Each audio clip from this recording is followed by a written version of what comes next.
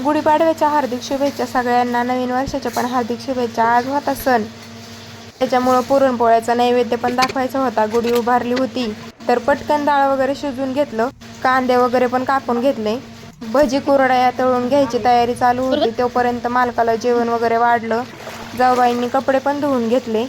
जाऊबाई कपडे धुता मी म्हटलं मालकाला जेवण घेतलंय, म्हणजे जेवण करायला दिलं होतं मालकाला, तर मालकांनी जेवण केले।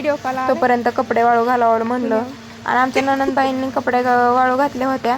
ननंदबाई काय आल्या नव्हत्या, त्याच्यामुळे नंदाच्या पुरी चालत्या, आता त्यांनाच नंदेचा दर्जा द्यायचा काय म्हणावं। तोपर्यंत कुरड्या वगैरे तळून घेतल्या मी।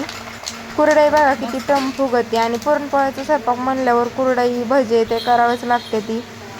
मी कुरड्या भजे तळत होते तोपर्यंत जाऊबाईंनी पीठ वगैरे पण मळून घेतलं। पीठ मळल्यानंतर लगेच पोळ्या पण करून घेतल्या। दोघींनी दोहीकडून पोळ्या केल्या, एकीने भरून दिलं, एकीने लाटलं, त्याच्यामुळे पटकन झालं। आणि नंतर काय मग आमच्या सासऱ्यांनी मक्याचा भात आणला होता, आणि मग शूट करायला आमच्या पोराकडेच दिलं, त्याने शूट केलं तर ते, आणि सासूबाईंना भांडी घासायला लावलं। तर पोळी बघा कशी फुगली।